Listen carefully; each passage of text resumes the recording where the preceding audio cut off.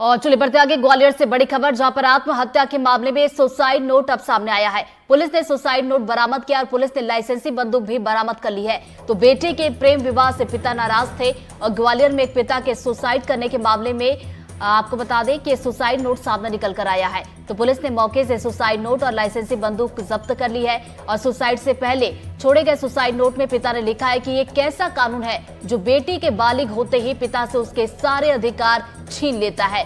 बेटी को अपनी मर्जी से जीने का हक है, लेकिन क्या एक पिता की भावनाओं की कद्र भी नहीं? क्या एक पिता की भूमिका बेटी के बालिग होते ही खत्म हो जाती है? बता दें कि बेटे के प्रेम विवाह के चलते पिता नाराज थे और पिता ने आत्महत्या कर ली थी। और इसी पर ज्यादा जानकारी के साथ हमारे वरिष्ठ सहयोगी देवश्री माली जी हमारे साथ जुड़ गए, सीधा उनका रुख करेंगे। देव जी, देखिए पहले सुसाइड किया और अब सुसाइड नोट भी मिला है, इसमें क्या कुछ लिखा है? मार्मिक सुसाइड नोट है और उसमें जो बहुत सारी बातें लिखी हैं। कहा गया है कि एक संविधान बेकार है, जब लड़की 18 साल तक रहती है तो पिता की हो जाती है, एक बार बालिग होते ही पिता का उस पर कोई अधिकार नहीं बनता। ये बहुत गलत बात है। उन्होंने ये भी लिखा है कि इसमें सुसाइड नोट में कि अपनी पत्नी को संबोधित करते हुए लिखा है कि मैं आपसे क्षमा चाहता हूं, क्योंकि मैं अगर बेटी को मारता तो निश्चित तौर पर आपके आगे का जीवन और खतरे में पड़ता, तो इसलिए मैंने खुद ही मरने का निर्णय लिया और आप बेटे का ख्याल रखना।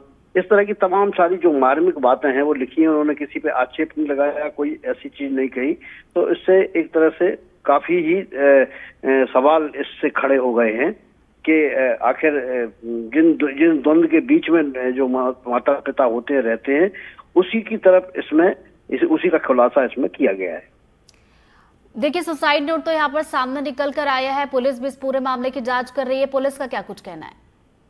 बिल्कुल, पुलिस का यही कहना है कि अब इसमें मर्ग कायम कर लिया गया है, जांच की जा रही है।